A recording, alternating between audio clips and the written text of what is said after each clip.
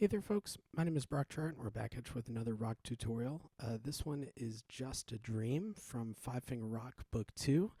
And yeah, a little bit about this one. This one is definitely a love letter to Chris Cornell. Chris Cornell is one of my favorite rock songwriters, and he was the lead writer and guitarist and singer for the band Soundgarden. He's also done quite a bit of solo stuff. You know, they had the Black Hole Sun was their really big tune, and he also did the probably my favorite James Bond song from Casino Royale. And just such a cool song, such a cool writer, that Casino Royale tune. And this is kind of a love letter to that. So yeah, definitely check out like the opening sequence or like the title credits for Casino Royale. Yeah, you'll maybe hear a little bit of this tune. It's Just a Dream. And so what I love about his stuff is that it is rock, but it's kind of darker and has some kind of mysterious qualities to it. Even stuff like Black Hole Sun is kind of such an odd tune. It's actually really tough to play. It's in like a weird key, and he uses like some really kind of odd like distortion pedals that like are a little bit like out of tune, but it's so cool, and I just absolutely love his writing. And so this one is kind of capture some of those mysterious kind of darker qualities of it, and so we're gonna kind of act like a guitar a little bit. And so we're going to have this left hand down here on these E's and kind of doing these fifths in this third motion, which is very like movie soundtrack sort of stuff. A lot of filmmakers use third movement or movement by thirds. You can hear it in, I don't know, Lord of the Rings or Star Wars or any number of things, and it's a really cool shift, especially this kind of major to major is very kind of a dramatic shift there, especially we have a sharp key going to all white keys, so and that's kind of the harmonic movement happening here. And your right hand is going to be kind of doing almost like that guitar that you hear in Black Hole Sun by that Soundgarden. This kind of like with the pedal, and especially with the piano, that low, it kind of brings out some different colors that kind of blend together. And so that's kind of what we're going for here.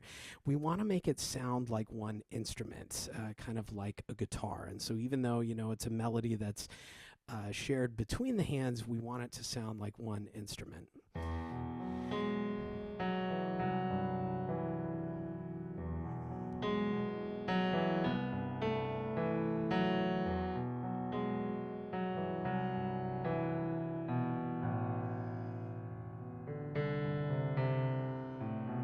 And so that's kind of our opening statement. And so, you could think of it as a guitar, or you could think of it as a singer. So, yeah, we're wanting to control our dynamics here. It's pretty soft, but there are moments that it can kind of swells, measure 3, measure 5, and then kind of brings back down. And so we're wanting to really exaggerate those dynamics and of this mysterious kind of dark, I don't know, storm kind of underneath everything.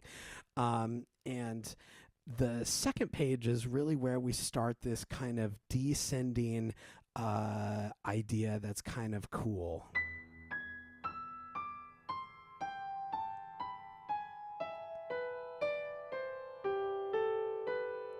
And we want that to almost sound like almost like a sound effect. And so it's really highlighting like this E, C, E, C. And the way that I do it like that totally sounds like, I don't know, like sci-fi. That like sort of chord change. But so we have this kind of dream-like quality, while the left hand kind of does these open fifths. that I really love the sound of open fists. It's probably my favorite interval. And with two of them stacked on top of each other like a perfect fifth and a perfect fifth, it's a really like open quality. And a lot of like guitarists use fifths and power chords. A lot of power chords actually don't have a third. It's kind of made up of a fifth and then a root, but you can get some really neat sounds by, instead of doubling the root, going to another fifth here, which is usually like the 9 or the 2. And so that's kind of what we have here, is this still that E chord going to the C, and you don't need to stretch that far. That's what the pedal's for. And so so you can, kind of rock your hand to where you don't have to hit all of that at the same time. But watch out for the rhythm there in the left hand on the second page there in measure 9. This is all off beats. 1 and 2 and 3 and 1 and 2 and 3 and 1 and 2 and 3 and 1 and 2 and 3 and so that's kind of the challenge, is having this this offbeat sort of stuff happening in the left hand, while very on the beat stuff happening in the right. And so a good exercise is to try playing left hand while drumming right hand. And it's convenient that the right hand is all quarter notes. It's almost like you're tapping a metronome. 1 and 2, if I could do it, sorry. 1 and 2 and 3 and 4 and 1 and 2 and 3 and. But I love this drumming exercise because it just kind of takes the notes out of the equation to where we're just concentrating on great time, good rhythm, and hand coordination. And then, you can do the opposite where you're playing right and drumming left. 1 and 2 and 3 and 4 and 1 and 2 and 3 and 4 and 2 and 3 and 4 and 2 and. But, and so hands together there. If I can play anything today. 1, 2, 3, 4. 1, 2, 3, 4. 1, 2, 3, 4. And we're wanting to build here. This is kind of a cool moment. 1 and 2 and 3. Boom. And so this is really where like the heavy metal sort of stuff happens in measure 13 and 14. We have these kind of cool like sus chords. And that's the first time that it goes to like another note, or I guess it did. I guess it went to an A on the bottom of the first page, but we have this like 8th note build. 2, 2, 2, 2, 2, 2, 2. And I love moments where like there's a huge build and then just like a single note and it's silence. And that's exactly what's happening like on beat 4 and 14. And so it's a really, really neat sound effect that you can do. And so I would recommend just trying that, and watch out for the pedaling because it's really, really specific there. We're wanting a clean, pure pedal right on that G sharp, right on that beat 4. That should be the only thing that is heard right at that moment. It's kind of like a ray of sunshine, just suddenly. 1, 2 and 3 and 4 and 1 and 2 and 3. So it's kind of a neat moment there. And then we go down and everything's kind of like loud. And this left hand is kind of doing that fifth-y sort of thing. But we're now doing it between a couple of different octaves. 1 and 2 and 4 and 1 and 2, 3, 1 and 2, 3, 4 and 1 and so just be careful about what octave we're doing, and it's a little bit different rhythm this time. In measure like 9, when the left hand is doing that, it's offbeat stuff, but this one, it's more on the beat. 1, 2 and 1 and 2, 3, 4, 1 and 2.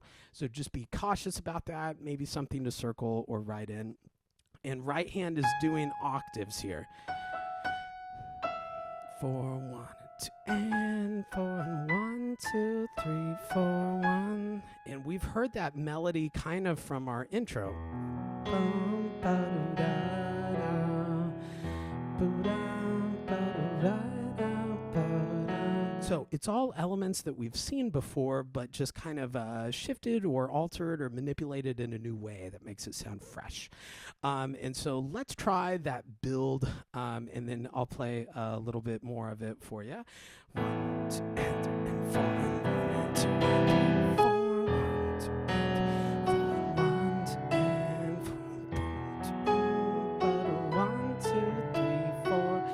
and this is pretty cool. 1 and 2 and 1 and 2 and so watch out. We want another break right in measure 19 where like that is the only sound that you hear. So make sure that you're pedaling really, really clearly on that downbeat. We want right, left, left, left. And that's really low E's. And so we want this almost like pyramid effect or reverse pyramid where we start like top to bottom and we kind of get from clear to lots of sound. So 1, 2, 1 and 4. And then we have this kind of build again. So in that moment, again, you know, that beat 4 where just, you know, we're building and then just that ray of sunshine there. Oh, and we've seen this before. This is our descending quarter note thing that we saw on the top of the second page, but it's in octaves now. And so that would be a good spot if you're getting, you know, kind of used to or practicing pieces with octaves. Octaves and fifths are something that as pianists, we just have to kind of know how it feels. And so it's a good thing just to kind of close your eyes and see if you can go up even in just like a C scale, and just, you know, see if you can close your eyes, hit a fifth and extend and hit an octave, hit a fifth and octave, and try that in a couple of different keys and see how accurate you are. And then maybe even try them on the black keys. But we want to be able to feel almost like a magnet, you know, where your hand just like locks into place. And there's not a lot of, you know, it's just kind of something that you have to drill in, but a lot of trust. I think that even students that aren't as comfortable or just starting out with those octaves, I think they would be surprised if they just kind of close their eyes and trust and feel how those shapes feel in the hand. And then I kind of like lock my hand in place and to where like it's not going anywhere. And like I kind of, I don't know, make my hand a little more rigid to where, you know, even if I push on this thumb, it's not really going anywhere. And that is the perfect shape that you want because this whole section is octaves. And so once you get where that octave is, then you could kind of lock your hand in place, make it a little more rigid, and to where you just have like the perfect measurement of your hand to be able to, you know, and you can practice that in C scale, maybe, you know, a different scale, and just kind of getting used to finding that shape with your hand and locking it, and you know, practicing, you know, scales or whatever, and before you play this. And so it'll be kind of that almost an arpeggio. So what is nice is that it's the same 2 bars, just like twice, so that, you know, it's an E chord, and then it kind of is a C chord a little bit, and then it's just the same thing. So just be careful about that. Left hand is more doing off stuff again, and so let me play that for you. This will be 21, 2 and 3 and 4 and 1 and 2 and 3, 4. 1, 2, 3, 4, 1, 2, 3, 4, 1, 2, 3, and you can slow things down there. And, you know, it's kind of up to you. I guess I did have pedal there, but you can also just hold down the pedal from 23 all the way to the end, and you get these kind of neat colors that are mixing together. I've done that on a couple of other pieces in this book, like Eye of the Storm comes to mind, Electric Sunrise comes to mind too. And, you know, so that's kind of up to you. You know, you can, but it's this kind of almost like a guitar effect where you get all of these colors kind of blending together, especially at the end, and let it ring and then off. So yeah, I think that'll do it for Just a Dream. Thank you so much for tuning in. Hope that you liked the song, and I hope this video helped you learn it. Thanks again. I'll see you in the next one.